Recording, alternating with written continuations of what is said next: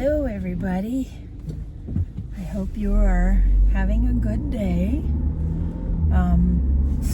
My name is Laura, and this is my vlog about Los Angeles and being a writer and living here. I am headed to the valley to go check in with my doctor because I have done such a good job that they lowered my blood pressure medicine, and I gotta go and see if we lowered it too much, and that's my mission for the moment. So I thought I'd stop and say hello and show you some of the city. Today is the beginning of an atmospheric river, and let me show you what that looks like. Well, this is not a pretty view. I mean, you know, it's a nice gentle little drizz we got going on right now, just a little drizz, and it's like an amuse-bouche of what we will be getting. It will come down like Forrest Gump will be able to tell you about the big old fat rain, because that's what it's like when it rains here, and people don't know what to do with themselves. They just sort of freak out. But I would offer the exchange of perspective that in the course of a couple of days, even in the course of one day, we could get a year's worth of rain in just a couple of hours. Part of that is, okay, come on, buddy, make up your mind, get in or get out. Okay. That's my road rage. Hard at work. So I mean, yeah, we don't get very much rain, and we haven't had much rain in the last year. So we need it.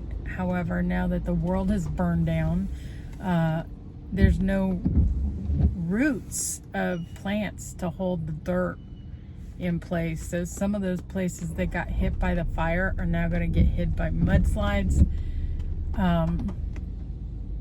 So that's a little bummerific. But everybody's, you know, people are resilient. I think about, there's the people who live in Tornado Alley and their houses get wiped out annually, and they keep rebuilding. And it's because as humans we have strong attachment to place, and it's very hard to imagine leaving your home and going someplace. There are people who born and live and die in their hometown. They never go anywhere. And it's so strange because we're basically a nation built of immigrants. The amount of courage it takes to wrap your guts up, jump on a boat, kiss your mom goodbye, and head over to a different nation is it's mind-boggling to me. And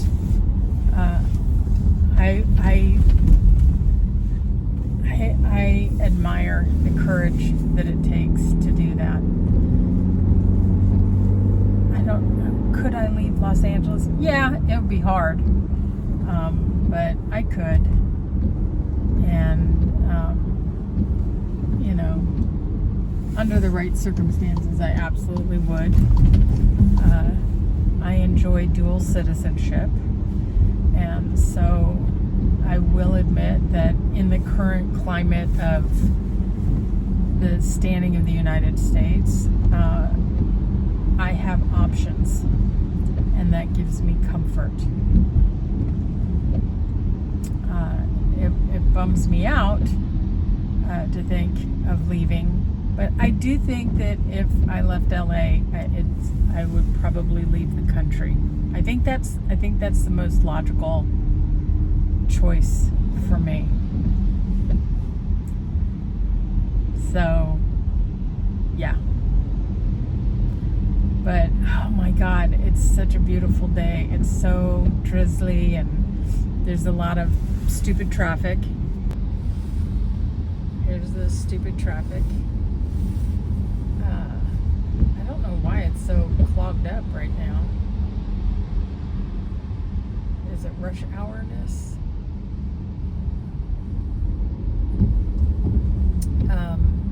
But this is gentle, what's happening right now, rain-wise. So I've got this errand to run, and then I've got to sit down at my desk and do a bunch of work, a butt ton of work. And then I get to write. I'm very, very excited because at the Super Bowl event that I went to, you don't have to keep looking at that stupid truck. At the Super Bowl event I went to, two different people suggested to me that I should write a book, and it's what you guys know about. I'm writing a book. That's my project. I have never written a book, but apparently I have gained a level of expertise on this. So I felt very affirmed that my project was so obvious. Somebody had to say something to me about it. Why don't you write a book about that? Yes. Challenge not only accepted, but already in progress. So that was very, very fun. The other thing that I loved about the Super Bowl, I think everybody will admit the Super Bowl was a little even the commercials were mostly meh. It's supposed to be this huge ball of entertainment for hours and hours and hours. The most entertaining thing happened after the Kendrick Lamar halftime show, and y'all missed it.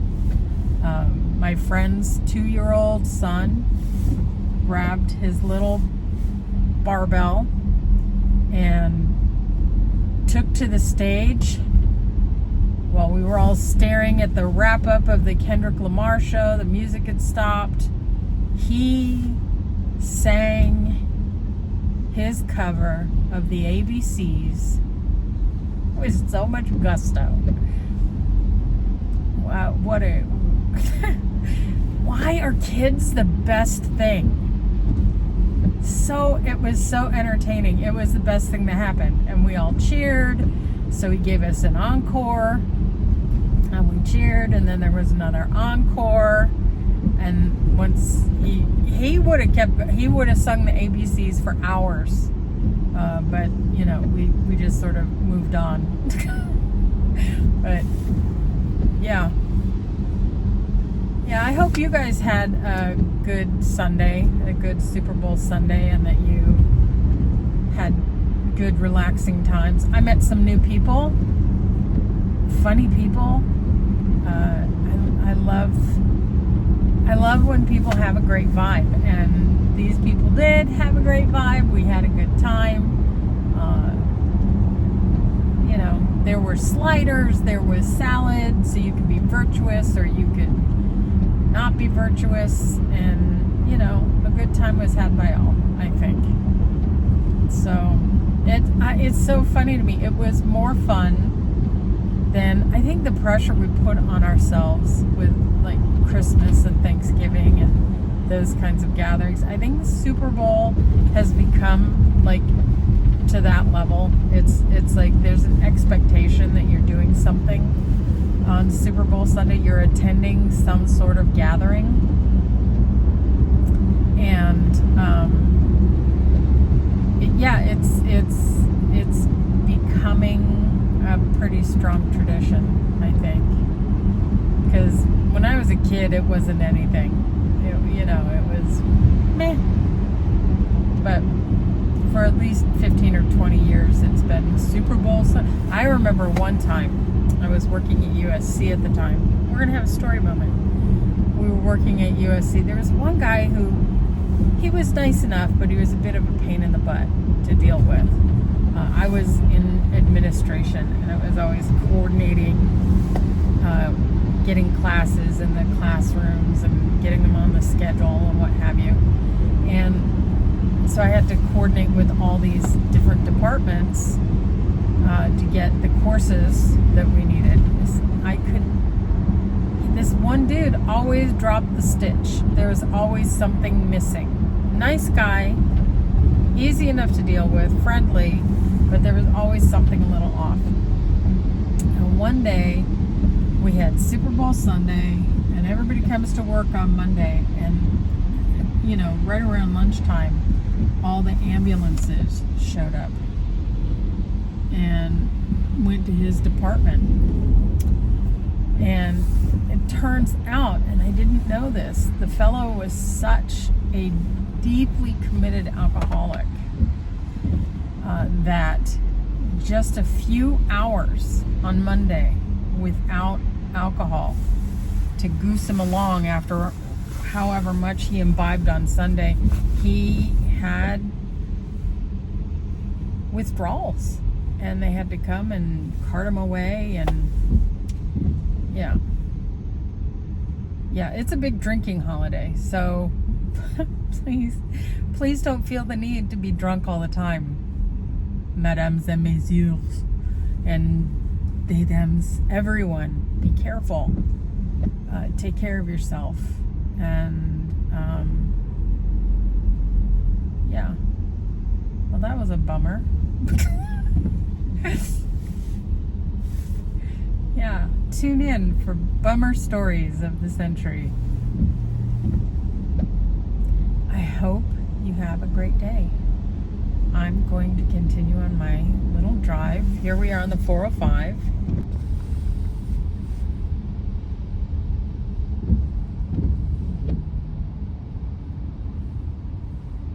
I know people make fun of us for putting the in front of all our freeways, but honey, this is the 405 at 10 o'clock on a Wednesday.